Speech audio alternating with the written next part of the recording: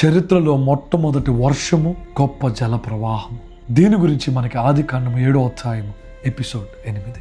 దేవుడు నోవాహును అతని కుటుంబాన్ని ఓడలోకి ప్రవేశించమని చెప్పారు. అప్పుడు దేవుడు నోవాహుతో శుభ్రమైన జంతువులు 7 జాతులను, అపవిత్ర జంతువులు 2 జాతులను, పక్షులను, ప్రాకే వాటి అన్నిటిని దేవుడు లోపలికి తీసుకెళ్ళమని చెప్పారు.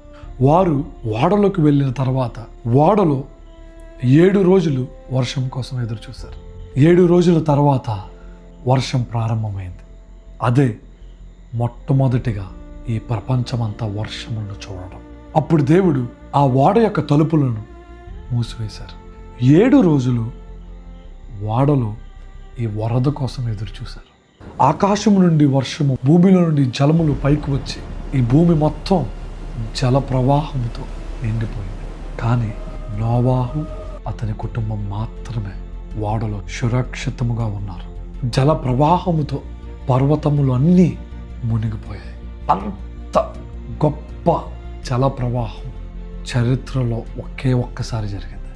ఆదికాండము 7వ అధ్యాయము మనకి గొప్ప సత్యమును నేర్పింది. అదేంటంటే దేవుడు ఒక మాట చెప్పారు అనంటే దాన్ని నెరవేర్చుతాడు.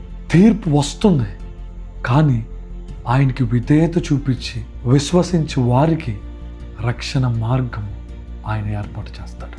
దీనివలన నువ్వు కూడా నోవాహు కుటుంబం వలె రక్షించబడాలని ఆశపడుతున్నావా? అయితే నీ జీవితంలో యేసు ప్రభు అనే ఓడను నిర్మించు. ఏ జల ప్రవాహము నిన్ను నాశనం చేయలేదు.